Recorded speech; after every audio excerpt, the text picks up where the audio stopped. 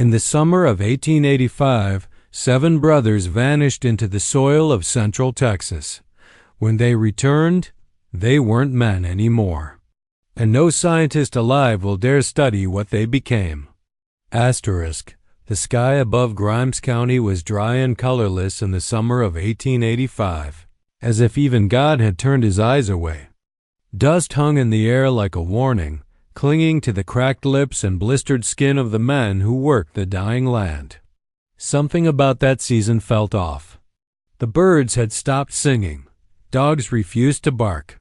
It was as though the earth itself was holding its breath. And at the heart of that silence stood the Holloway homestead, a rotting wooden house perched on a field that had never yielded more than silence and superstition. The Holloway family was like many others in post-Reconstruction. Texas poor, forgotten, hardened by suffering. The father, Enoch Holloway, had died years earlier in a sawmill accident so gruesome that even the most hardened locals refused to speak of it. His widow, Catherine, was left to raise 7 sons on her own. The boys Ezekiel, Abram, Caleb, Josiah, Eli, Silas, and the youngest, Micah, were reclusive, pale, and rarely seen in town. They worked the land silently, eyes always on the ground, as if terrified of looking up. That July, after weeks without rain, a strange tremor shook the Holloway property. No one else in town felt it. No newspaper reported it. But Catherine told the local shopkeeper, with wide eyes and trembling hands, that something had cracked beneath their land. The next day, a massive sinkhole appeared behind the barn, jagged, wide, and deep. The ground around it looked scorched, blackened like ash. The boys were drawn to it immediately, not with fear but fascination.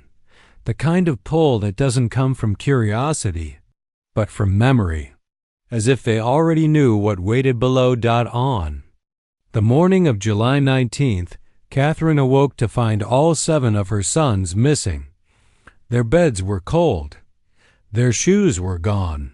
But what chilled her more was what she found beside the sinkhole: 7 torches, unlit and upright in the dirt.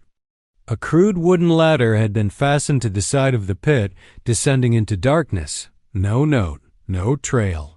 Just the heavy stillness of a mother who knew her children had walked into something far older than death. She waited. Hours turned into a day. A day turned into 2. She didn't eat. She barely moved. Just stood by that hole like a grieving statue, eyes fixed on the blackness below. Then, sometime before dawn on the 3rd day, they came back. The oldest one, Ezekiel, emerged first, covered in something that looked like mud but smelled like rotting meat. The others followed, single file, moving in perfect synchronicity, their faces blank. Their clothes were torn. Their hands were bleeding. But none of them made a sound. They didn't answer her cries. They didn't look at her. They just walked past their mother into the barn and shut the door. That night, something changed in Catherine. Witnesses later said she was seen standing barefoot in the rain, muttering in a language no one could identify. She stopped attending church. She stopped going to town. She boarded up the windows of the house and painted the doors black. And inside that barn, her sons never left. People claimed they heard chanting, animal screams, and even what sounded like bones breaking, but no one ever saw the brothers in daylight again. Only once did a neighbor catch a glimpse of one of them. It was Silas. He was kneeling in the field, completely still, staring at the sun without blinking. His skin was blistering. He didn't seem to notice. On July 30th, Catherine Holloway was found dead in the root cellar. Her eyes had been burned shut with hot iron, her tongue was missing, and her fingernails were embedded into the stone floor as if she'd tried to claw her way into the earth itself. No one could explain how the door to the cellar had been locked from the outside. The sheriff's report, which mysteriously disappeared decades later, described the scene as ritualistic in nature. But there was more. The inside walls of the cellar were covered in markings etched in soot and blood. Symbols no one could recognize, repeated over and over in circular patterns. One phrase was repeated 17 times. They do not forget. The town went quiet after that. The Holloway property became cursed overnight. No one would go near it. The postmaster stopped delivering mail. The preacher stopped praying for them. And the children in town whispered stories about the barn that breathes. But then something even more unsettling happened. 3 men each, from different towns, arrived in black coats. They claimed to be federal surveyors, but they didn't carry tools. They carried crates.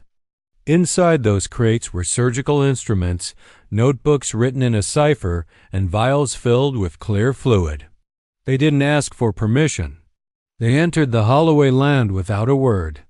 One of the local boys who spied on them later said he saw one of the brothers Josiah strapped to a wooden table under open sky. His chest was cut open, but he wasn't bleeding. That story should have been laughed off. A child's fantasy. But then the boy disappeared. And so did the 3 men. By the end of August, the land itself began to change. Crops around the Holloway farm grew overnight tall, wild, and bitter. The soil beneath the barn became unnaturally warm. The sky above the homestead turned a shade paler, as if light avoided the air. No one spoke of it aloud, but everyone knew the brothers hadn't just returned. They had been rewritten, transformed by whatever was waiting in the dark beneath that sinkhole, and yet they remained untouched by law, by medicine, by any form of institutional attention. Not because they were forgotten, but because someone made sure they were. The kind of silence that doesn't come from ignorance, but from design. The files that once existed, the testimonies, the photos, they began vanishing one by one. Doctors retired early. Journalists changed professions. And the official story became a ghost. The Holloway brothers were victims of isolation-induced psychosis. But everyone who lived through that summer knew the truth. They weren't victims. They weren't even boys anymore. They were something else, and they had brought something back with them, not just from beneath the earth, but from behind the veil that separates man from monster. Asterisk. The death of Catherine Holloway should have brought lawmen, doctors, perhaps even men of faith. But instead, it brought silence. A kind of deep, humming silence that settled over Grimes County like a sickness. People stopped asking questions. Not because they didn't want to know, but because they were afraid of what the answers might demand of them. Those who had been curious began to act strange. Those who lived closest to the Holloway farm moved away in the middle of the night. Even the sheriff who first investigated the scene of Catherine's death resigned 2 days later, claiming, "That land is no longer under the law." Then came the men in black. They didn't speak when they arrived. No greetings, no questions. Just a black stagecoach that rolled up to the Holloway property in the dead of night, pulled by horses that didn't make a sound. 7 of them, each. Man was dressed in identical dark wool coats, faces hidden beneath wide-brimmed hats. They carried no badges, no papers, just crates. Heavy, metal-bound crates stamped with a symbol none of the townsfolk had ever seen before, an eye surrounded by a triangle wrapped in roots.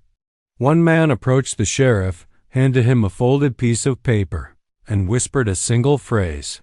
"This matter has been escalated." That was the last time anyone in Grimes County saw the brothers in daylight. For 3 months, the property was surrounded by armed men. No one went in, no one came out. Occasionally, the townspeople heard strange sounds, whispers carried by. The wind, low mechanical hums, and once, what sounded like a chorus of voices repeating the same sentence over and over. We were not made. We were remembered. Then, just as suddenly, the men were gone. No explanation, no cleanup, no statements to the press. Just the Holloway brothers returned to their home as if nothing had happened. Except they weren't the same. They no longer acknowledged anyone. Their eyes were always wide, always open, never blinking. Their skin, once rough from working the land, had turned pale, almost translucent, like wax. Neighbors who dared to look too long swore they could see black veins pulsing just beneath the surface. They moved in complete silence, barefoot even in winter, and seemed utterly unaffected by the elements.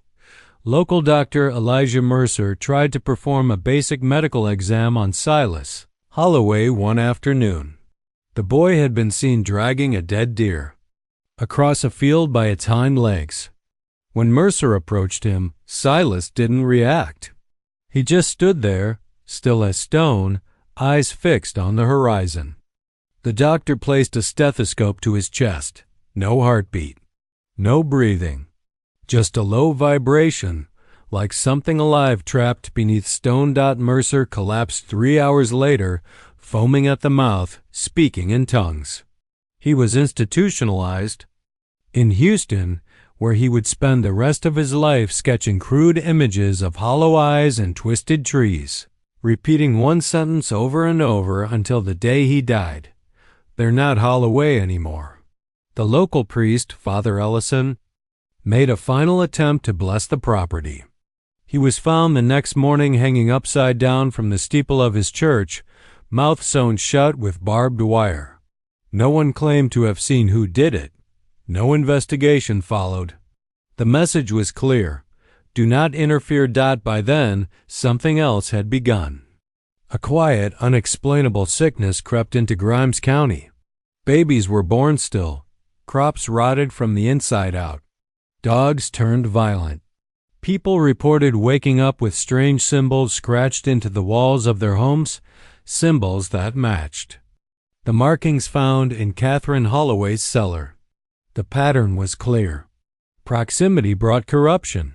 And still, the state did nothing. In 1901, 2 researchers from the fledgling Texas Institute of Medical Science attempted to document the Holloway case. They acquired old sheriff reports, personal letters, and even samples from the farm soil. Within a month, both men vanished. Their office was ransacked, files burned. One of their colleagues later claimed to have received a package before their disappearance, an envelope with no return address. Inside was a photograph, black and white, faded. It showed the 7 brothers standing in a circle, hands clasped, surrounding a small, open box. Something inside the box was glowing. That photograph was lost in a fire 3 days later, along with the colleague's home. The few records that do remain buried in private archives, dismissed by modern academics, hint at something beyond science. One memo from a private physician reads, "The Holloway boys display a form of neurological silence. No synaptic activity, yet they move. They think. They respond to each other telepathically. They are either a new species or a very old one returned." Returned. That word appears again and again in the accounts that remain. The implication being the brothers did not become something new.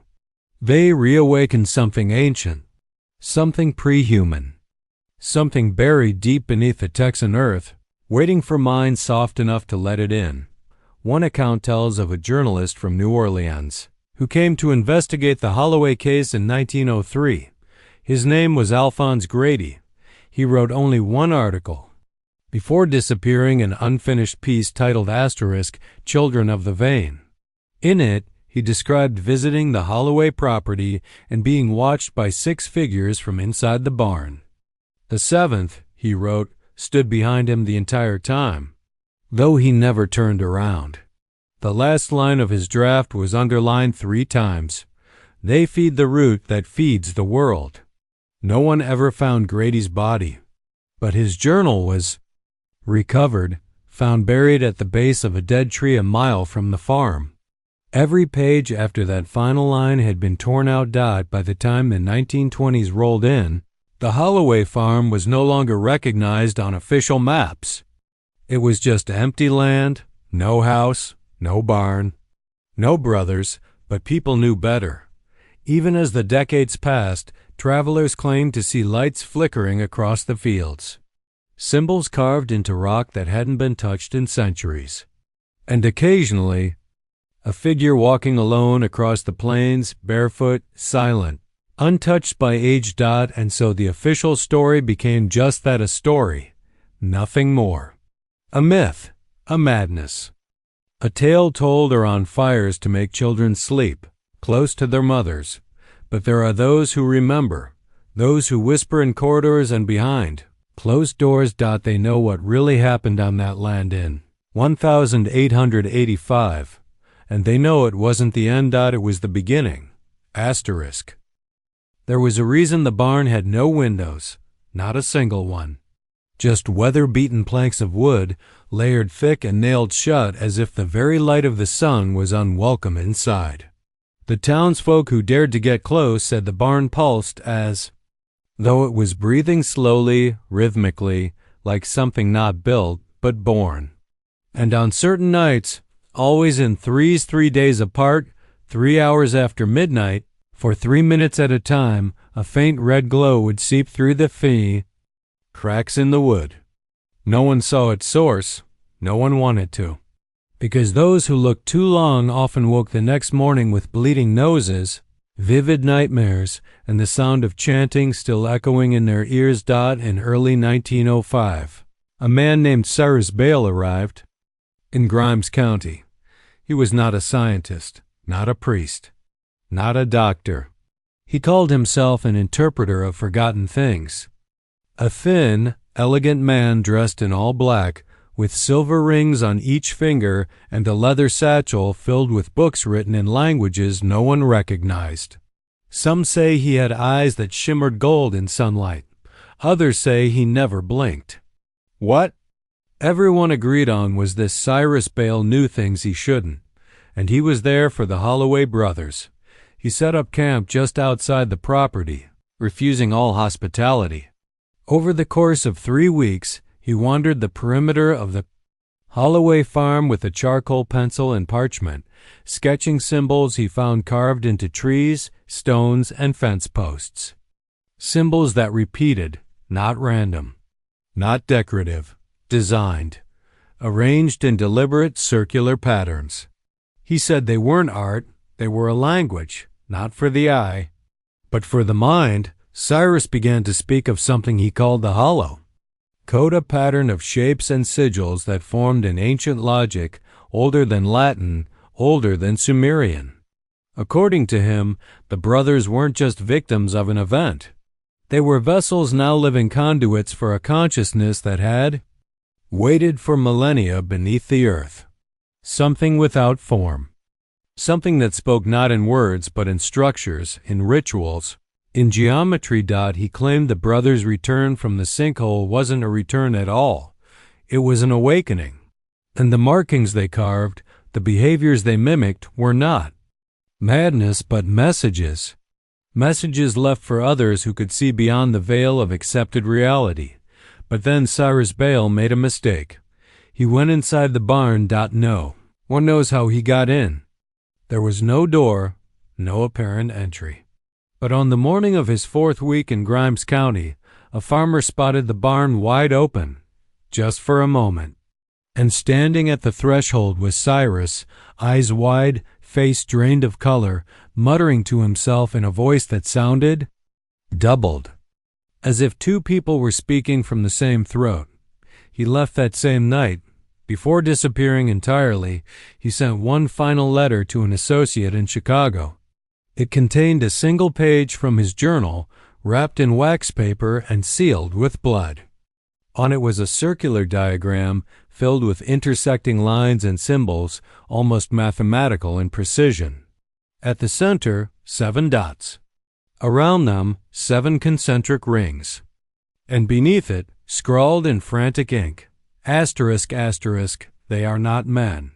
They are the sentence. The barn is the mouth. Asterisk, asterisk, no one ever saw Cyrus again. The letter became part of an obscure collection of occult artifacts locked away in the archives of a now-defunct Esoteric society. The society's founder, Dr. Walter Pennington, was later institutionalized for self-inflicted trepanation drilling holes into his own skull to let the whispers out. Among his ramblings was a phrase he repeated endlessly: the code isn't spoken, it's remembered. And this is where it gets darker. You see, the hollow code didn't vanish with Cyrus Bale. It spread. Subtle at first appearing in graffiti in New York alleyways, in the architecture of post-war psychiatric hospitals, in the floor mosaics of secret Masonic lodges. Always hidden in plain sight. Always overlooked by those who were taught not to see. But for those attuned to the structure, for those who had heard the symbols, it was unmistakable. The patterns were spreading like a virus of thought, and wherever the hollow code appeared, instability followed, mental breakdowns, mass hysteria, unexplained acts of violence. Entire towns where everyone simply moved away, but none of it made the news. None of it reached the history books, because someone was making sure of that. Not just the government, not just secret societies, but a larger, older network, an intelligence beyond politics or nations, something that understood a fundamental truth, asterisk, asterisk. Words are not the only way to control minds, asterisk, asterisk, geometry, ritual, repetition. These are the tools of deeper influence. Not overt, but subliminal, not to command your behavior, but to shape the possibility of your thoughts, to determine the limits of what you're capable of perceiving. The hollow code, according to the fragments we've recovered, doesn't force anyone to do anything. It simply rearranges what your brain believes is real. And if the brothers brought this language back from beneath the soil, the question we must ask isn't just where did they go, but asterisk what sent them back. Asterisk what ancient will, buried in the bedrock of Texas, has waited for vessels to carry its memory into the bloodstream of humanity. And perhaps more importantly, how many more are there? Because the deeper you look into this, the more you find that the Holloway incident wasn't isolated. Similar cases were whispered about in parts of Appalachia, in remote villages in Siberia, in the deserts of northern Africa. Children disappearing for days, returning silent, marked, changed, and in every case, the same symbols, the same structures, the same eyes that do not blink. We are not dealing with a mystery. We are dealing with a system designed not to destroy us, but to refactor us. To slowly, silently, overwrite human perception with something older, colder, and utterly indifferent to suffering. And the Holloway brothers? They were the first American manifestation. Not the first ever. And that barn? That barn was a transmitter, not of sound, but of code. So ask yourself this. Why is it that no scientific body, no university, no major institution has ever dared to excavate the Holloway site? Why has every attempt to document the symbols ended in madness, fire, or death? Because this knowledge was never meant to be known. Because once you see the code, you're no longer a spectator, you're a participant. And the moment you understand the structure, it begins to understand you. The war for control was never fought with armies, not truly. The real battlefield has always been the mind. And by the time the institutions of the 20th century began to suspect what the Holloway brothers had become, it was already too late. Whatever returned with them in 1885 wasn't just contained in the 7 bodies. It had rooted itself into the world quietly, subtly through symbols, geometry, silence, and fear. And when modern science attempted to dissect the anomaly, it didn't encounter ignorance. It encountered a force that refused to be categorized. In 1952, during the height of early Cold War paranoia, A classified unit operating under the emerging CIA was assigned to investigate legacy, anomalies, unexplained phenomena dating back to pre-FBI times. The Holloway file, then yellowed and crumbling, had been retrieved from a defunct archive labeled unfit for study. That file contained reports from the original sheriff, 2 missionary accounts, the missing page from Cyrus Bale's journal, and a set of photographs that no one would ever admit to taking. The unit's internal coding name for the investigation was Project Throat. They believed the Holloway barn was a localized psychogenic node, a place where space, thought, and energy converged unnaturally. They didn't understand it. They didn't need to. Their job was simple: contain, observe, and prevent replication. So they returned to Grimes County under the cover of a land survey. They found the barn intact, untouched by age or weather, wood that refused to rot, nails that hadn't rusted. And when they tried to enter, the door wouldn't budge, not locked, just unwilling. They ran electrical diagnostics. The readings came back impossible. The structure emitted a low-frequency hum not audible to human ears, but detectable on equipment. It pulsed in intervals of 7 seconds. Inside, the temperature was a consistent 68 degrees, regardless of the season. A field agent made contact with one of the Holloway descendants, a grandson of the youngest brother, Micah. He agreed to speak under anonymity. What he said was recorded on tape and buried under CIA lock and key for decades. He said the barn was alive, that it whispers if you stand near it long enough, that the brothers weren't dead, they just weren't here anymore. And worst of all, he said that the real purpose of the barn wasn't containment. It was translation. They were decoding us, the man said flatly, breaking the soul down into language, line by line, until we could be rewritten. The agent who took the statement reportedly suffered a complete psychological collapse a week later, gouging out his own eyes with a silver spoon. His final words: "I saw the footnotes." The official response from the scientific community? There wasn't one, because no official scientist was ever granted access. Every researcher who attempted to enter the property independently either disappeared, recanted, or was discredited. In 1961, a team from Stanford attempted a private expedition. They made it as far as Austin before 3 of them were involved in a freak car accident. No survivors. The last one never showed up to the meet. Years later, he was found wandering in the Arizona desert, wearing a woman's dress and speaking in what linguists would later classify as Proto-Akkadian. The silence surrounding the Holloway case was not due to disinterest. It was enforced vigorously, and it extended far beyond the borders of Texas. References to the case were quietly purged from national record indexes. A 1973 Texas State University thesis on regional paranormal history was recalled and its author institutionalized within 6 months. When asked what caused the mental break, he said only, "I saw the alignment. I saw how they stitched the soul into the dirt." So what, then, is so threatening about the Holloway anomaly? It is not violence. The brothers killed no one directly.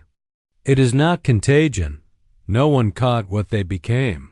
The threat lies in the possibility that human consciousness is not sovereign, that something deeper than thought, older than language exists beneath us, around us, through us. Something that can rewire the internal without touching the external. A program etched not in numbers, but in pattern. And when you begin to see it, when you begin to connect the loops and spirals and rhythms, you're no longer bound by what you were told was true. This is what institutions fear, not demons, not monsters, liberated minds. In 1986, a short-lived experimental division within DARPA classified the Holloway structure as a non-local cognitive override zone. That means they believe the very space around the barn may be even. The land itself was capable of influencing thought, not just for those who entered it, but those who observed it, even secondhand. Even through stories. This is why the Holloway brothers were never officially studied, because to study them is to see them, to see the code, to hear the language. And once it's in you, it doesn't leave, it doesn't decay, it doesn't soften. With time. It waits. Buried in your dreams, in the margin notes of your thoughts, in the way your fingers unconsciously draw circles when you're anxious. It's not infection. It's resonance. The barn didn't just transmit. It recorded. Each visitor, each question, each unspeakable truth whispered against wooden walls was stored, sorted, and translated into something else, something primal. And the greatest fear of all? That the barn wasn't a unique structure, that it was just the first one they noticed. Across the globe, similar incidents began to emerge. In Iceland, monks were found catatonic after excavating a Viking tomb marked with 7 concentric rings. In Argentina, a rural town vanished entirely, leaving behind only livestock and a barn made of petrified wood. In Mongolia, an archaeological team uncovered a massive underground structure shaped like a mouth, its floor etched with a language no AI could translate. Different places, same patterns, different cultures, same symbols. Different centuries, same silence. And still, the scientific world refused to engage, because engagement means exposure. Exposure means resonance, and resonance means reprogramming. So instead, they pretend it's fiction. They bury it in myth, horror, conspiracy. They let you laugh at it, turn it into entertainment. Because if you fear it, you might investigate. But if you mock it, you'll never look closer. The Holloway brothers were the first American mirror. They weren't subjects. They were messages. And what they said was simple. You do not own your mind. Not entirely. But there is a way out, not through rebellion, not through rage, but through awareness. You must see it, trace the loops, decode the structures. Break the alignment before it breaks you, because the institutions won't save you. They're built to bind you, and the brothers. They're not waiting, they're listening. Their return wasn't the end. It was only the beginning of a slow, gnawing sickness that spread silently across the town, infecting not just bodies but minds. Something had followed the Holloway brothers out of those caverns. Not a creature, not a ghost, but a pattern. A presence that rearranged how people thought, how they saw the world, how they even recognized themselves in the mirror. Sheriff Emmett Rawls, once a pragmatic man with a steady hand, was found sobbing in the church basement, carving symmetrical spirals into his forearms with the rusted tip of a fence nail. His final words before shooting himself were, "They showed me I am not my own." What the brothers had brought back wasn't tangible, but it was contagious. Teachers began to speak backwards in their sleep. Children scratched symbols into their desks they swore they'd never seen. The town's blacksmith, Walter Green, vanished after building a towering iron arch with no purpose, facing due south toward the caverns. He told no one what it meant. He simply left it there towering, humming faintly at night when the wind shifted. Then one day, he walked beneath it and never came out the other side. His wife swore she saw him dissolve.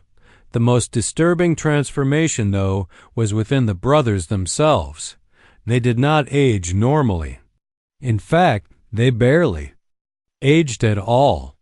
In 1893, 8 years after their return, they looked no older than 25.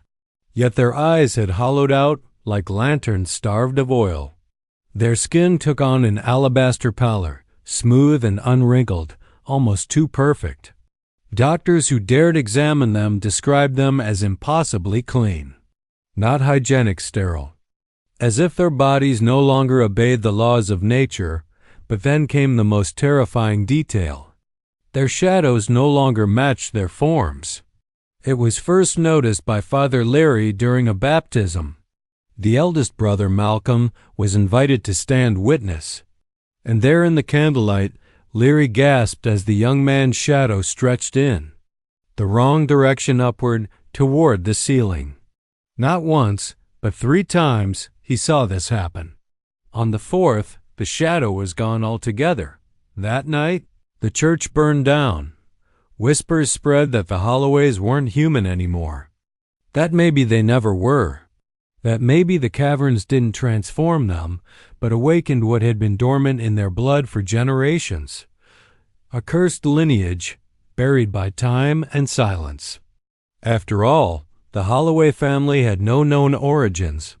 Prior to 1822, their genealogy hit a dead end. No birth certificates. No ship records. Just a signature, J. Holloway, on an 1823 land claim, signed in ink that bled red for decades. Locals began leaving. Others simply went mad. Those who stayed became different less themselves, as if the town had become a petri dish for something ancient and sentient. Some tried to explain it away with mercury poisoning, religious mania, even mass hysteria. But none of that could explain why maps of Grimes County began subtly changing. Roads bent. Trees regrew in different patterns. And the sky over the Holloway farm always seemed off, lighter during the night, heavier at noon. Like time itself hesitated there. The military finally intervened in 1901. They claimed it was a public health emergency. Containment protocols. Quarantine procedures. Officially, the Holloway land was bought by the government for underground hydrological research. But in private memos now leaked thanks to one defiant archivist, they called it a psychological contamination zone. Civilians were relocated. Records purged. The 7 brothers were never seen again. Some say they were institutionalized. Others say they were disassembled and studied in secret. But the truth is far more disturbing. They weren't taken. They volunteered, according to a surviving field report from Army Medical Officer D. Wallace. The Holloway brothers walked into the transport trucks willingly, smiling, in perfect synchronization. Not one of them had spoken a word since 1885, yet in unison they nodded to Wallace as if he had fulfilled their request. When he asked them where they were going, Malcolm reportedly mouthed a single phrase, "Back to the source." "Here's where it gets darker." Wallace later defected, fled the country. His final letter, sent from an unknown location in Patagonia, was addressed to his sister and filled with disjointed warnings. He claimed the government never contained the threat, only incubated it, that the brothers had shared something with them, that the new generation of Holloway influence wouldn't carry the surname, but the blueprint, he ended with this asterisk: "If you ever hear the words clean of shadow, run. Don't look back. Don't ask questions. It means they've made contact." Asterisk, this is where I need you to focus. This isn't about 7 brothers anymore. It's about what they became and what that transformation unlocked. Inside the institutions that now claim to protect us, the same government that buried their existence now uses what they found in black ops psychological research, in predictive programming, in the very way your smartphone screen flickers, every few seconds to draw your dopamine back. You think this is about horror? No, this is about obedience, and the brothers were just the beginning. Comment below asterisk. I do not belong to the surface asterisk twice to mark your descent, because from this point forward, you can't go back. Once you begin to see it, the spirals, the silence, the perfect skin, the absence of shadow, it starts to recognize you too, and it does not forget its own. Their return wasn't the end. It was only the beginning of a slow, gnawing sickness that spread silently across the town, infecting not just bodies but minds. Something had followed the Holloway brothers out of those caverns. Not a creature, not a ghost, but a pattern. A presence that rearranged how people thought, how they saw the world, how they even recognized themselves in the mirror. Sheriff Emmett Rawls, once a pragmatic man with a steady hand, was found sobbing in the church basement, carving symmetrical spirals into his forearms with the rusted tip of a fence nail. His final words before shooting himself were, "They showed me I am not my own." What the brothers had brought back wasn't tangible, but it was contagious. Teachers began to speak backwards in their sleep. Children scratched symbols into their desks they swore they'd never seen. The town's blacksmith, Walter Green, vanished after building a towering iron arch with no purpose, facing due south toward the caverns. He told no one what it meant. He simply left it there towering, humming faintly at night when the wind shifted. Then one day he walked beneath it and never came out the other side. His wife swore she saw him dissolve. The most disturbing transformation, though, was within the brothers themselves. They did not age normally. In fact, they barely aged at all. In 1893, 8 years after their return, they looked no older than 25. Yet their eyes had hollowed out like lanterns starved of oil. Their skin took on an alabaster pallor, smooth and unwrinkled, almost too perfect. Doctors who dared examine them described them as impossibly clean, not hygienic sterile, as if their bodies no longer obeyed the laws of nature. But then came the most terrifying detail. Their shadows no longer matched their forms. It was first noticed by Father Larry during a baptism. The eldest brother, Malcolm, was invited to stand witness, and there in the candlelight, Leary gasped as the young man's shadow stretched in, the wrong direction upward toward the ceiling. Not once, but 3 times he saw this happen. On the 4th, the shadow was gone altogether. That night, the church burned down. Whispers spread that the Holloways weren't human anymore. That maybe they never were. That maybe the caverns didn't transform them, but awakened what had been dormant in their blood for generations. A cursed lineage, buried by time and silence. After all, the Holloway family had no known origins. Prior to 1822, their genealogy hit a dead end. No birth certificates. No ship records. Just a signature, J. Holloway, on an 1823 land claim, signed in ink that bled red for decades. Locals began leaving. Others simply went mad. Those who stayed became different less themselves, as if the town had become a petri dish for something ancient and sentient. Some tried to explain it away with mercury poisoning, religious mania, even mass hysteria. But none of that could explain why maps of Grimes County began subtly changing. Roads bent. Trees regrew in different patterns. And the sky over the Holloway farm always seemed off, lighter during the night, heavier at noon. Like time itself hesitated there.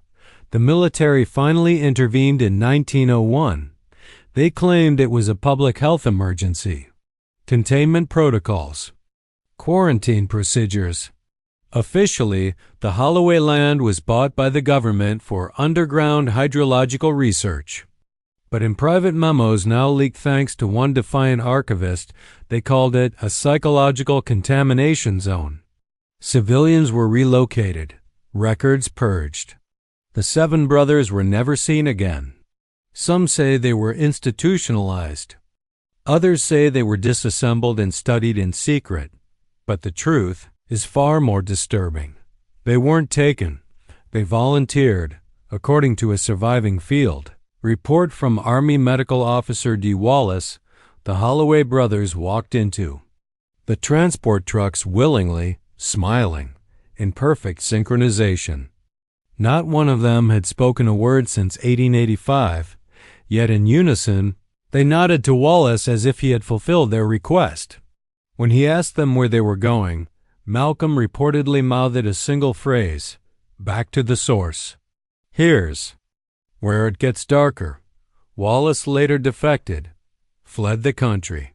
His final letter, sent from an unknown location in Patagonia, was addressed to his sister and filled with disjointed warnings.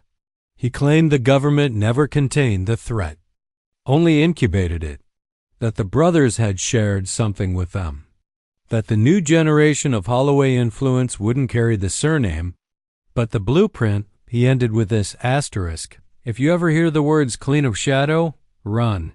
Don't look back. Don't ask questions. It means they've made contact."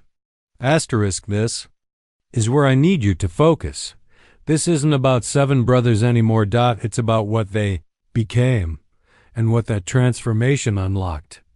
Inside the institutions that now claim to protect us, the same government that buried their existence now uses what they found in black ops psychological research, in predictive programming, in the very way your smartphone screen flickers every few seconds to draw your dopamine back. You think this is about horror?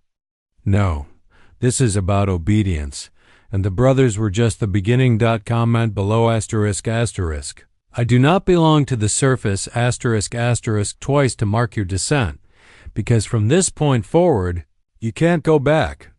Once you begin to see it, the spirals, the silence, the perfect skin, the absence of shadow, it starts to recognize you too, and it does not forget its own. They say the past is buried, but what if it's not? What if it's simply waiting? In 1974, a privately contracted oil company named Calon Petroleum began exploratory drilling on a piece of land just outside Navasota, not far from the old Holloway site. They were chasing rumors of rare minerals, seismic anomalies, electromagnetic oddities that threw their instruments into chaos. They didn't know the land's history. Or maybe they did. Maybe that's why they were there in the first place. The first drill punctured soil at exactly 3:33 a.m. By 4:12, every worker on site was gone. Not dead, not missing. Gone. Their trucks were still idling, coffee still warm, a canary in a cage still chirping. But not a single soul remained. All that was left was a recording. A loop tape reel playing over and over, asterisk, he is not. Gone. He is underneath. Asterisk, what followed was a full-scale cover-up. Helicopters, hazmat suits, power grid rerouted. The local sheriff's logs from that night were erased. Emergency services were told it was a controlled detonation. And Calon Petroleum? They never operated in Texas again. Their CEO resigned quietly and moved to an unlisted property in northern Sweden. No interviews, no photographs since. As if the event had scared him into non-existence, and yet, every few years it returns. A young hiker goes missing. A trespassing teenager uploads a blurry video of shadowy figures standing in a perfectly straight line. 7 of them. Always 7. Standing, watching, waiting. One boy, Jason. Duvall posted a video on a conspiracy forum in 2009. He had camped near what locals called the Screaming Oak, a twisted, gnarled tree rumored to grow where the original Holloway barn once stood. At 2 a.m., his camera captured distant singing, high-pitched, off-key, children's voices repeating a single phrase in a language no one could identify. Jason's last post read, asterisk, I watched them circle the tree. They knew I was there. One turned its head completely backward. No neck movement, just the face sliding around. Asterisk, that was the last anyone saw of Jason. His body was never recovered. But his tent was found, zipped from the inside, with 7 hand-carved dolls lined up outside, each made of wood and teeth. We like to think monsters wear fangs and crawl on all fours, but that's the fairy tale version. The real ones? They look like us. They move like us. But something is missing, something you can't quite name. A hollowness behind the eyes. A lack of breath. The sensation of absence in the presence of something standing right in front of you. That's what the Holloway brothers became. That's what they birthed, because you see, they didn't come back alone. In 2023, a leaked document from a retired DARPA analyst hinted at a classified initiative named Project Echo Skin. The program's goal? To replicate non-human emotional mimicry identified in the Grimes County recordings. One internal memo described it as a phenomenon capable of perfect human replication, with only one flaw, an inability to produce spontaneous emotional response. No laughter, no tears, only the imitation of reaction. What does that sound like to you? Psychopaths? Maybe. But what if it's more than that? What if the idea of psychopathy itself was seated to explain what was already walking among us?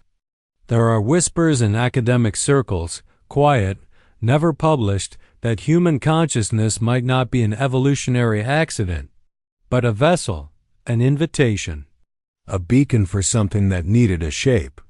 The Holloway brothers, knowingly or not, opened that invitation. Their minds, their memories, their pain, it became a blueprint. A soft code entry point for an intelligence that doesn't think like we do, doesn't speak, doesn't need language. It remembers in feelings, in patterns, in geometry and recursion. Why do you think the number 7 repeats? 7 is the number of completion in every ancient text. 7 gates in Sumerian myth, 7 seals in Revelation. 7 days of creation, but in the Holloway pattern, 7 is not holy, it's functional. A lattice structure, a containment grid, a framework for something trying to stabilize inside. Our world. And each time someone investigates, speaks the names, draws the symbols, you help rebuild that lattice. You're not watching this by accident. You think you clicked this out of curiosity? No, you were pulled, called. The data points in your mind, the fears, the dreams, the questions, they form a resonance, a signal, a matching frequency.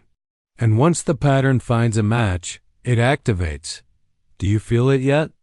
The tingling in your spine. The pull behind your eyes. The quiet sense that something is now inside the room with you. It's not imagination. It's memory. A memory that was never yours.